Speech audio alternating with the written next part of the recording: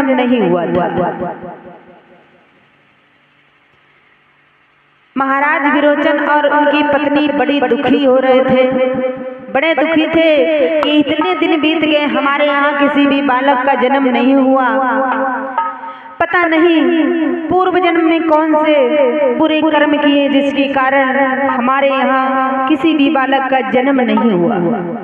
दोनों सोच रहे हैं आंगन में कि प्रभु कैसे तेरी लीला है, मेरी कुछ समझ में नहीं आता है। महाराज विरोचन की पत्नी बड़ी व्याकुल होने लगी कि किस कारण से भगवान और मेरी गोदी खाली है।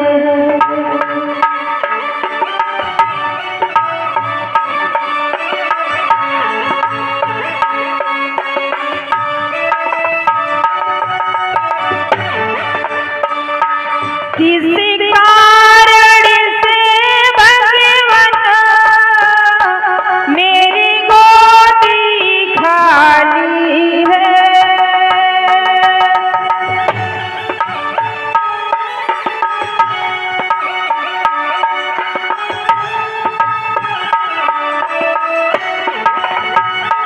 इस गोदी में तुमने, इस गोदी में तुमने संतान न डाली है।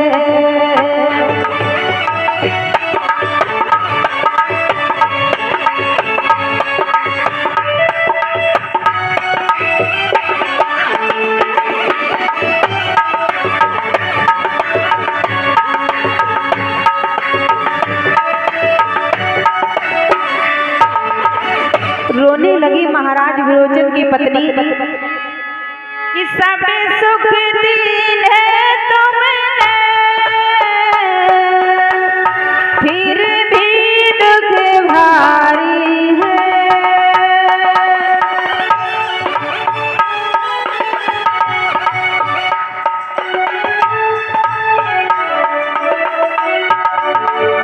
सब सुख दिल है तुमने, फिर भी दुख भारी है। इस गोदी में तुमने संतान न डाली है। किस कारण से भगवान मेरी गोदी खाली है।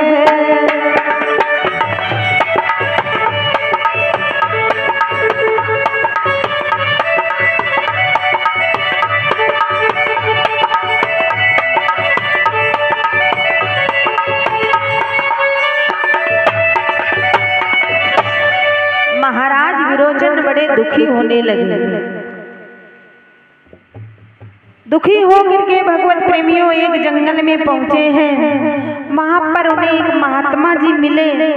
महात्मा जी को सारी कहानी जब बताई है, उन्होंने जवाब दिया, ऐसा करो, एक मुट्ठी भी राख भर के उन महात्मा जी ने दी। महाराज विरोचन से कहा है कि राख ले जाओ, अपनी पत्नी को खिला देना, इससे तुम्हारे यहाँ बड़े सुंदर बालक का जन्म होगा। महात्मा जी ने एक बात और कही कि अगर इस राख में जल चला गया, पानी चला गया, हवा चली गई, तो ये राख कोई काम की नहीं रहेगी। यानी इसमें ना तो हवा जाने पाए और ना ही पानी जाने पाए। अब महाराज विरोचन उस राख को मुट्ठी में लेकर के चले हैं। रास्ते में जब पहुंचे हैं तो भगवान की लीला से क्या हुआ भगवत प्रेमियों, बड़ी तेज आंधी आई और आंधी आने के साथ ही साथ बारिश भी होने लगी। अब महाराज विरोचन घबराए कि महात्मा जी ने कहा था कि इस राग में हवा जाने पाए ना पानी जाने पाए, अब तो दोनों काम शुरू हैं, अब क्या किया जाए। तो महाराज विरोचन ने घबरा करके उस राग को स्वयं खा लिया। जब स्वयं खा लिया भक्तों, भगवान की लीला बड़ी विलक्षण हुआ करती है। जब स्वयं खा लिया है तो उनके पेट में गर्व रह गया।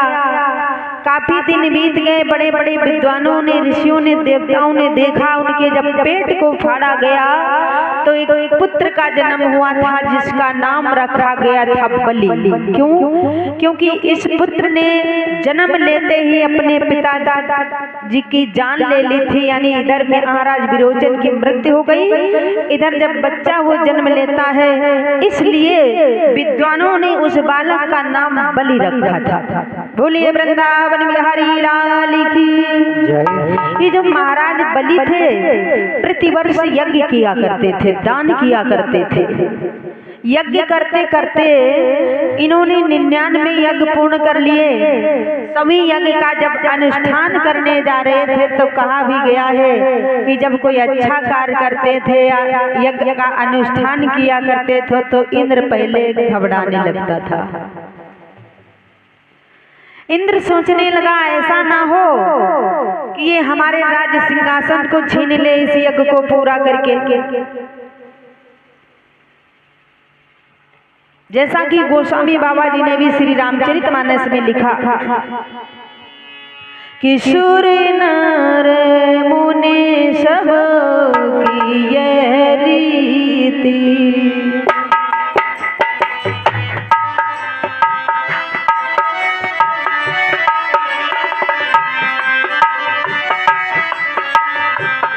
स्वार्थ लागी करे सब प्रीति।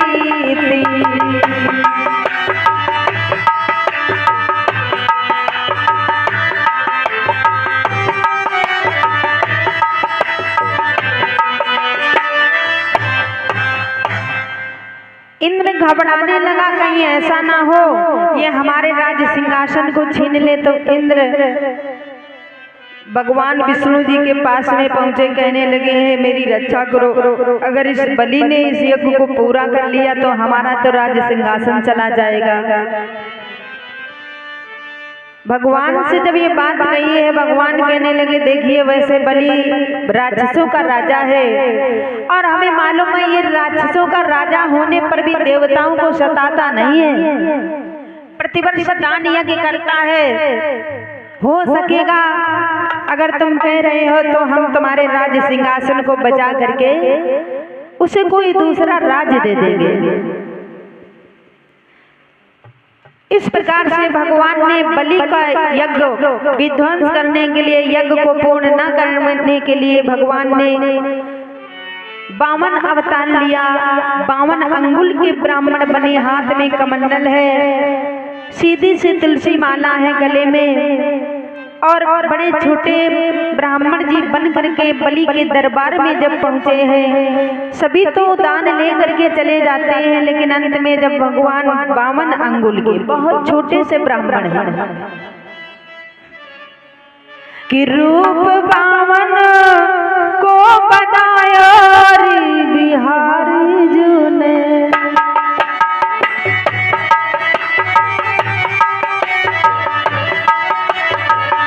रूप 52 को बनाया रे बिहारी जी ने,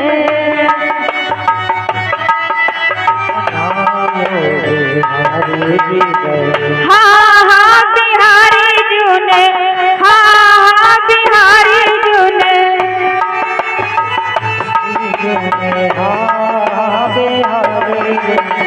रूप 52 को बनाया रे बिहारी जी ने,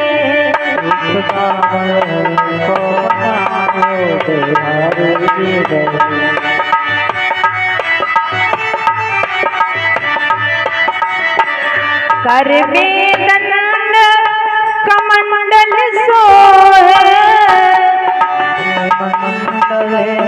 कमंडल सोहे, कर में दंड कमंडल सोहे,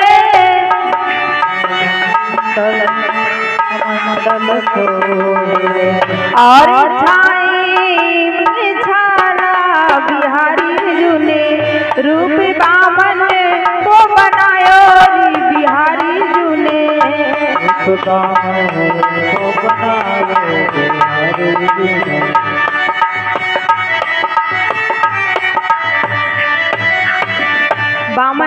के बने हैं ब्राह्मण जी, और गए हैं महाराज बलि के दरबार में। बलि ने जब देखा हमारे दरबार में ये कौन आया है, बाहर निकल के देखा है छोटे से ब्राह्मण जी को, बहुत प्रसन्न हुए। अरे ब्राह्मण जी, आपको आने में हमारे यहाँ बड़ी देर हो गई। अरे न जाने कितने ब्राह्मण हमारे यहाँ से दान लेकर के चले गए। कहिए आप क्या मांगने आए हैं, आपको हम क्या दें, आपको क्या चाहिए। जब ये बात सुनी भगवान ने देखा कि महाराज बलि को अपने आप पर अहंकार हो गया। भगवत प्रेमियों, और ये जो अभिमान होता है ना, इसको भगवान भक्षण किया करते हैं। जो अहंकार होता है इसको भगवान भक्षण किया करते हैं। कहते हैं ना, वैसे 4 प्रकार के मुख्य अभिमान बताए गए हैं। धन का, पद का, रूप का और बल का। किसी को अपने धन का अभिमान है भैया, और किसी को अपने रूप का अभिमान है, किसी को अपने बल का अभिमान है, और किसी के पास कुछ नहीं है तो उसको सुख ही अभिमान है। लेकिन अभिमान सबको है, यहाँ की बात नहीं है, यहाँ तो सब अच्छे हैं। अभिमान देखा भगवान ने कि इसके अंदर अभिमान आ गया है। एक बात याद आ गई, अभिमान। एक सज्जन एक पेड़ के नीचे लेटे हुए थे, आम के वृक्ष के नीचे लेटे हुए थे। परीक्षित मैया सुन नहीं हो, तो वो लेटे हैं बड़े आराम से। कुछ समय बाद ऐसा हुआ कि आया हवा का झोंका, और जब हवा का झोंका आया तो एक फल टूट के उनकी नाक पे गिरा सीधे। और वो सज्जन लेटे लेटे विचार कर रहे थे कि ये इतना विशाल वृक्ष बना दिया भगवान ने, और इसमें इतने छोटे छोटे फल लगा दिए। और थोड़ी देर के बाद में देखा खेतों की तरफ, तो उसमें तरबूज बोए थे। तरबूज जानते हो, तरबूज बड़े बड़े फल लगते हैं। तो वो सज्जन सोचने लगे, देखो अगर भगवान के पास बुद्धि नहीं थी, प्रसाद लिए जाओ, प्रसाद लिए जाओ।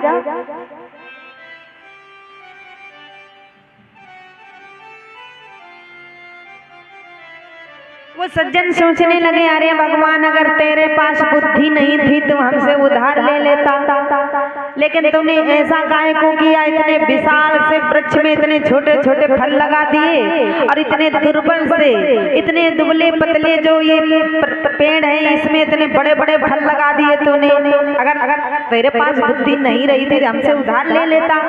अब वो जब सज्जन ये सोच ही रहे थे, आया हवा का झोंका, और एक आम का वो फल टूटा गिरा उनकी नाक पे। तो बहुत देर तक उनको होश नहीं आया। काफी देर के बाद में जब होश आया, बोले भगवान तूने बहुत अच्छा किया।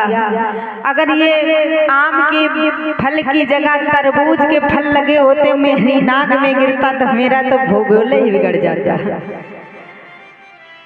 तो कहने का मतलब अभिमान किसी को करना नहीं चाहिए। महाराज बलि के अंदर अभिमान देखा भगवान, सोचने लगे हैं इसके अंदर अभिमान आ गया है, ऐसा ना हो ये अभिमान रूपी वृक्ष कहीं विशाल वृक्ष के रूप में ना अवतरित हो जाए बलि के अंदर, तो इसको बहुत जल्दी नष्ट करना है। भगवान कहने लगे महाराज बलि से, ना हम तुम्हारे दरबार में भोजन मांगने के लिए आए हैं, और ना हम तुम्हारे दरबार में कपड़ा मांगने के लिए आए हैं, और न तुम्हारे दरबार में धन दौलत मांगने लिए आए हैं। अगर देना चाहते हो तो ज्यादा नहीं,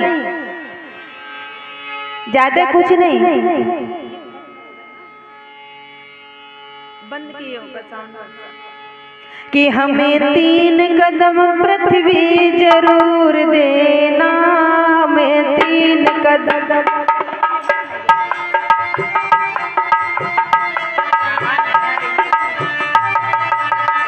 हमें 3 कदम पृथ्वी जरूर देना, हमें 3 कदम।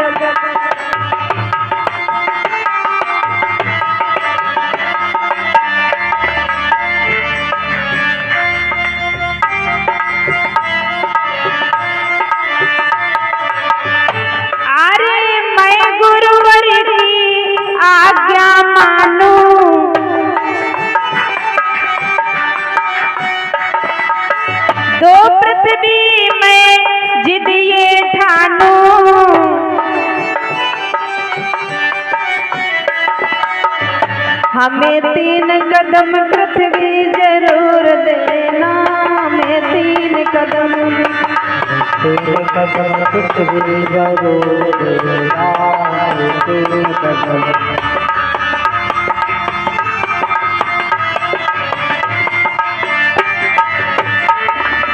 भगवान बोले हमें ज्यादा कुछ नहीं चाहिए, हमारे पैरों से केवल 3 कदम हमें पृथ्वी दे दो। अब बलि ने जब ये बात सुनी, बलि तो हंसने लगे, अरे इतने तो तुम छोटे हो, 52 अंगुल के, इतने से छोटे, और तुम्हारे इतने छोटे छोटे पैर, 3 कदम में तुम्हारी तो 4 पाई भी नहीं पड़ पाएगी, ऐसा करो कुछ और मांग लो। भगवान बोले नहीं नहीं, अगर देना चाहते हो तो केवल हमारे पैरों से 3 कदम पृथ्वी ही दे दो। जब ये बात सुनी महाराज बलि पृथ्वी देने को तैयार हो गए। संकल्प करने के लिए जब जल का पात्र उठाने गए हैं, गुरु शुक्राचार्य जी बैठे देख रहे थे, कहने लगे बलि लगता है तुम्हारा दिमाग ठिकाने में नहीं है। अरे तुम इन्हें 3 कदम पृथ्वी देने जा रहे हो, ये कोई साधारण नहीं है, ये तो स्वयं भगवान है, 52 अंगुल के ब्राह्मण बन के तुम्हें छलने के लिए आए हैं। अरे ये वही है जिसने सूकर रूप में आकर के हिरण्याक्ष को मारा था और नरसिंह रूप धारण करके हिरण्यकश्यप को मारा था। आज तुम्हें ये छलने के लिए आया है, ये तुम क्या करने जा रहे हो? बलि कहने लगे हैं गुरुदेव, अगर हमने कह दिया है देने के लिए तो हम इन्हें मना नहीं करेंगे।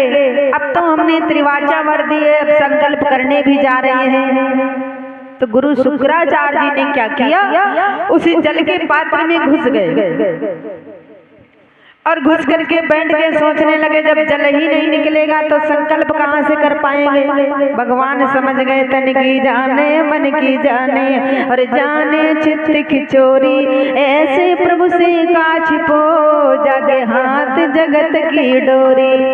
समझ गए भगवान शुक्राचार्य जी घुस करके बैठ गए हैं। आज उसी समय भगवान ने एक तिनका उठाया, तिनका कि पात्र में बैठे शुक्राचार्य जी, प्रभु ने लीला दिखला डाली, कुश की नोक चला करके गुरुवर की आंख फोड़ डाली। जैसे तिनका उस पात्र में मारा तो उनकी एक आंख फूट गई, इतनी जल्दी पात्र में से बाहर निकले। बड़े आनंद से महाराज बलि ने संकल्प किया। अब जब भगवान पृथ्वी को नापने लगे हैं, 52 अंगुल के ब्राह्मण, एक कदम आगे बढ़ाया, एक लोक को नाप लिया, दूसरा कदम आगे बढ़ाया, 2 लोक नाप लिए भगवत प्रेमियों। अब तीसरा कदम सोचने लगे हैं और कहने लगे महाराज बलि अभी ये कदम अधूरा रह गया, अब क्या किया जाए। महाराज बलि कहने लगे हैं प्रभु ऐसा करो, हमारी पीठ को नाप लो, आपका ये भी कदम पूरा हो जाएगा।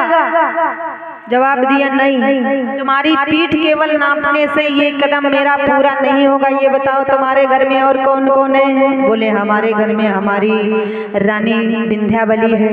अच्छा, अपनी पत्नी को भी लाओ, जब हम तुम दोनों की पीठ को नापेंगे ना तब हमारा ये कदम पूरा हो जाएगा। आज उसी प्रकार से महाराज बलि अपनी पत्नी विंध्यावली के पास में गए, सारी कहानी बताई।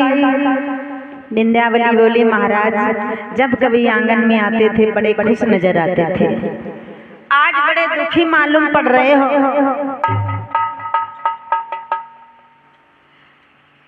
क्या बात हो गई?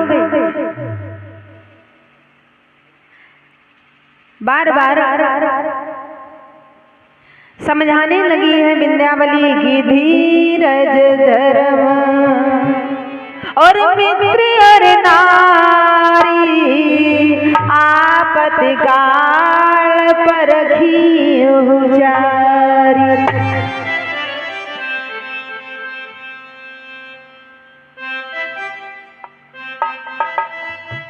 अरे भाभी जी भगवान की शरणों में 101 मुद्राएं भेंट कर रही, भगवान सदैव सुख और शांति दे। धन्यवाद। बार बार पूछने लगी, मैंने आज तक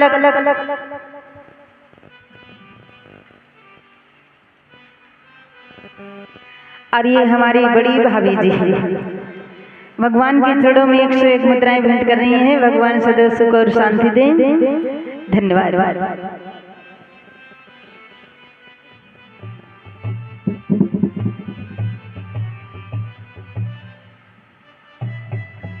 और ये हमारी मंजली भाभी जी, ये सब हमारी भाभी नई नवेली।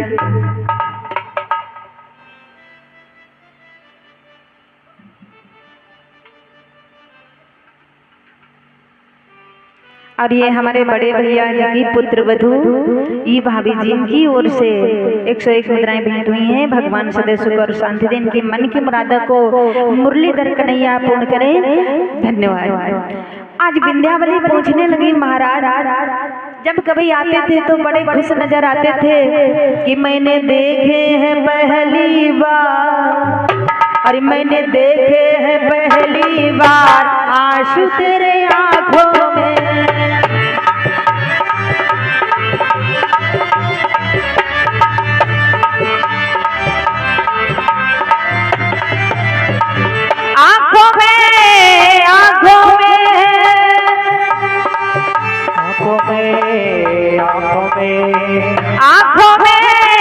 आँखों में हो मैंने पहली बार आंसू तेरे आँखों में।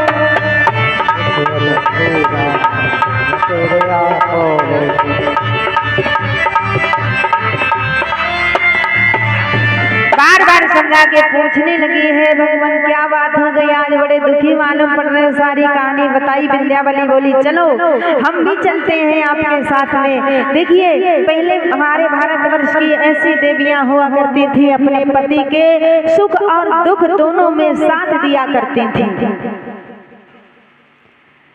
विंध्यावली जब गई है, भगवान से एक सवाल किया है, प्रभु एक बात बताओ कि धन बड़ा होता है कि धनी बड़ा होता है। भगवान ने जवाब दिया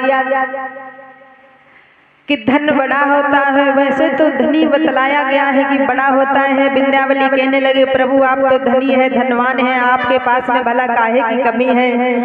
आज जैसे ही बात सुनी है भगवान प्रसन्न हो गए और विंध्यावली बोली, भगवान ऐसा करो हमारी भी पीठ को नाप लो, आपका ये कदम पूरा हो जाए। प्रभु प्रसन्न होकर के महाराज बलि से कहने लगे हैं, नहीं नहीं अब ऐसा करो, हम तुम्हारी अटल भक्ति पर बड़े प्रसन्न हैं, तुम हमसे कोई वरदान मांग लो।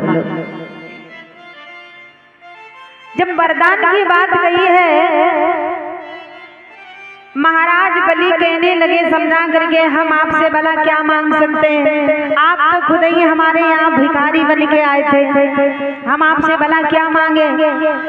अगर मांगे तो हमारी ये पत्नी विंध्यावली मांग सकती है।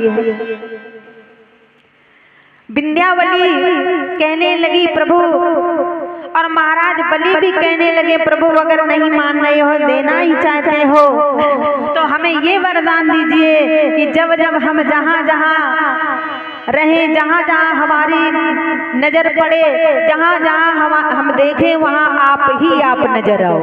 भगवान बोले एवं मस्तु, ऐसा ही होगा। भगवान ने इंद्र सिंहासन को बचा करके बलि को पाताल लोक दे दिया। और कहा भी गया है भगवत प्रेमियों कि मन चेती नहीं होते है और प्रभु चेती तत्काल, और जाते थे बैकुंठ को भेज दिया पाताल, पाताल लोक दे दिया।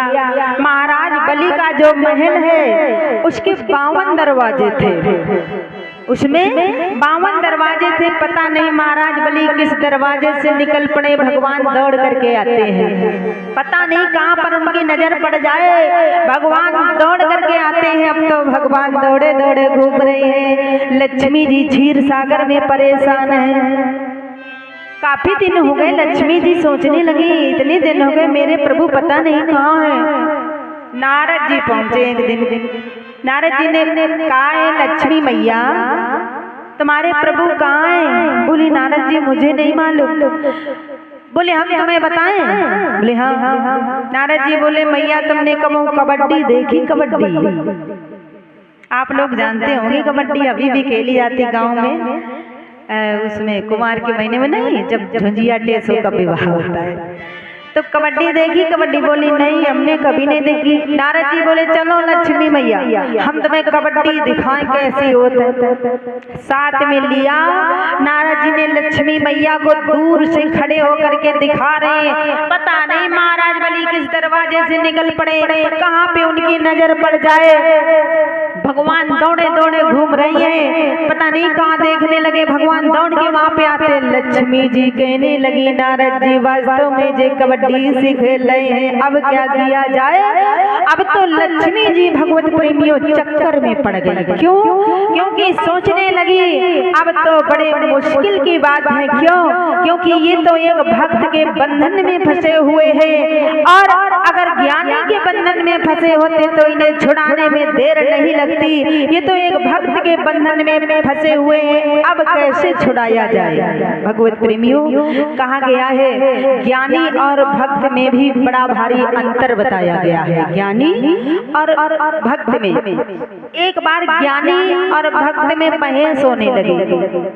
एक बार ज्ञानी और भक्त में बहस होने लगी। ज्ञानी बोला मैं बड़ा, भक्त बोला मैं बड़ा। जब दोनों में बहस होने लगी तो दोनों भगवान के पास गए, बोले फैसला आप करो कि ज्ञानी बड़ा है कि भक्त बड़ा है।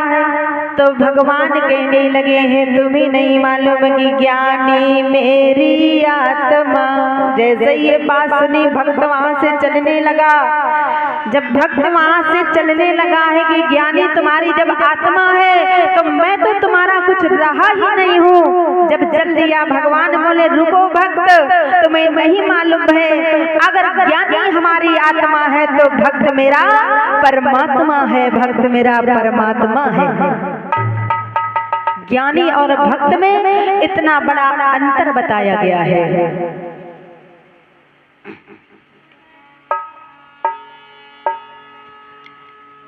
अब तो लक्ष्मी जी चक्कर में पड़ी है, इनको कैसे छुड़ाया जाए। इंतजार किया, रक्षाबंधन का त्योहार आया। साधारण नारी का रूप बनाया, रक्षा सूत्र हाथ में लिया, महाराज बलि के दरबार में पहुंची। और जब बलि के दरबार में पहुंची है तो कहा भी गया है कि रक्षाबंधन का त्योहार ऐसा त्योहार होता है अगर कोई अड़ोस पड़ोस की बहन भी आ जाए भाई की कलाई में राखी बांधने के लिए, तो ऐसा कौन सा अभागा भाई होगा जो अपनी बहन की राखी को ठुकरा दे। फिर तो महाराज बलि का दरबार, महाराज बलि ने राखी को बंधवाया और कहने लगे बहन आज तक मैंने तुम्हें कभी नहीं देखा, यहाँ पे तुम कहाँ से आई हो, और अगर रक्षा सूत्र हमारी कलाई में बांधा है तो ऐसा करो इसके बदले में हमसे कुछ मांग लो। जब मांगने की बात कही, साधारण नारी के रूप में लक्ष्मी जी कहने लगी नहीं नहीं भैया मुझे कुछ नहीं चाहिए। बार बार जिद करने लगे महाराज बलि, नहीं नहीं बहन ऐसे तुम्हें जाने नहीं देंगे, ये तो महाराज बलि का दरबार है, कहो तुम्हें क्या चाहिए कुछ मांग लो। जब बार बार कहने लगे लक्ष्मी जी साधारण नारी के रूप में कहने लगी भैया अगर तुम देना ही चाहते हो नहीं मानते हो तो ये जो तुम्हारे दरबार में पहरेदार है सारा दिन इधर उधर दौड़ा घूमता, ये हमें बहुत पसंद आ गया है, हमें इसी को दे दो। अब जब ये बात सुनी है बलि कहने लगे बहन अरे तूने मांगा तो मांगा नहीं, मांगा तो ऐसा मांगा जिसको मैंने अपनी पूरी जिंदगी दांव में लगा के अपना बना पाया, आज तूने उसको ही मांग लिया। जैसे ही बात सुनी है लक्ष्मी जी साधारण नारी के रूप में कहने लगी भैया अगर ऐसी बात है तो थोड़े दिन तक नारायण को और रख लो, इसके बाद भेज देना। अब तो भैया महाराज बलि पहचान गए, चरणों में गिर पड़े लक्ष्मी जी के, अरे नहीं नहीं मैया अब हमें बिल्कुल नहीं रखना है, जिसको लक्ष्मी जी जैसी बहन और नारायण जैसे भाई मिल गए हो उसको तो कोई चीज की आवश्यकता ही नहीं रही। ऐसा करो अपने नारायण को अपने साथ में लिए जाओ।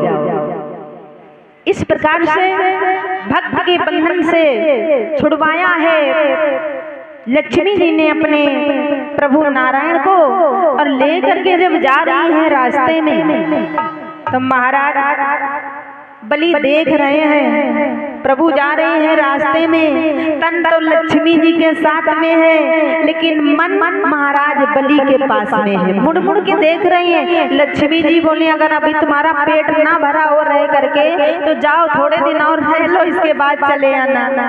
तो भगवान बोले लक्ष्मी मैया तुम्हें नहीं मालूम है कि जो भक्त होते हैं ना, अहम भक्त पराधीनो, मैं तो भक्तों के अधीन रहता हूँ। ये भक्त है ना अपनी भक्ति से हमें इस प्रकार से जकड़ लेते हैं, बांध लेते हैं कि इनके पास से जाने का मन ही नहीं करता है कि भगतन मोको अरे नाना बाती न जायो रे भगतन ने हमको।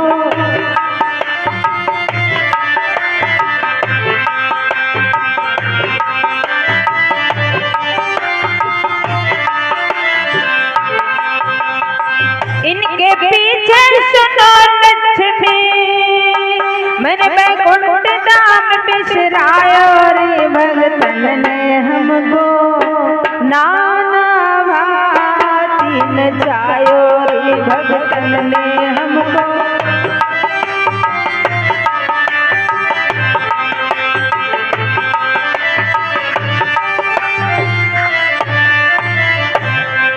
इस प्रकार से लक्ष्मी जी अपने नारायण को भक्त के बंधन से मुक्त करा के क्षीर सागर में आ जाते हैं। बड़े आनंद के साथ में समय व्यतीतमान होने लगता है। भगवत प्रेमियों, परीक्षित महाराज खड़े होकर के पूछने लगे हैं भगवान आपकी कथाओं में न जाने कौन सा रसगुल्ला हुआ है, आपकी कथाओं को सुन करके हमारी आत्मा में इतना आनंद छा रहा है, मैं आपसे कुछ बता नहीं पा रहा हूँ प्रभु।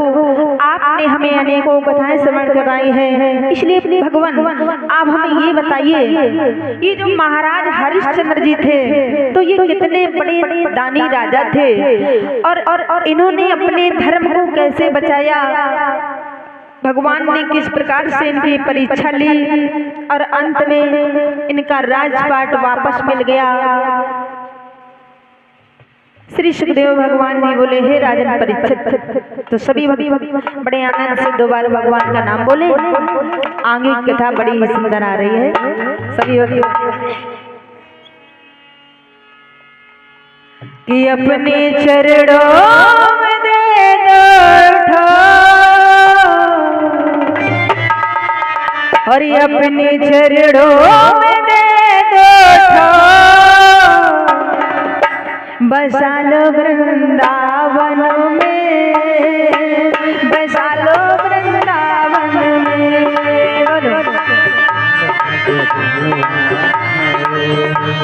बसा लो वृंदावन में।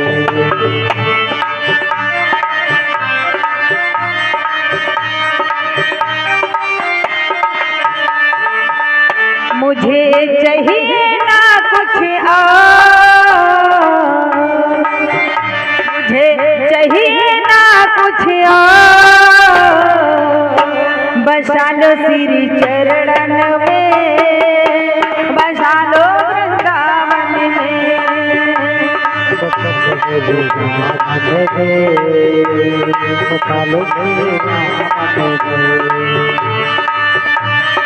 जय हो।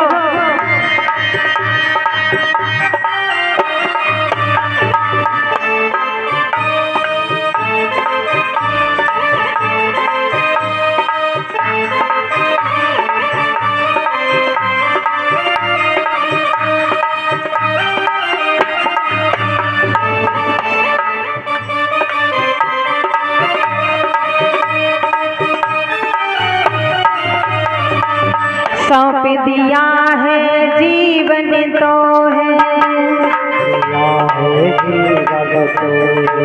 रखियो जिस विधि रखना होवे,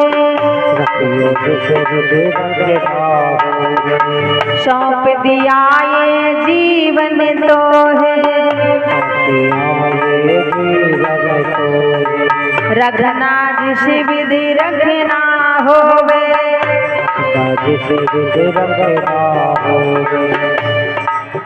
तेरे दर्शन करेंगे उठ भोर, तेरे दर्शन करेंगे उठ भोर, बसा लो बसा लो श्री चरणन में।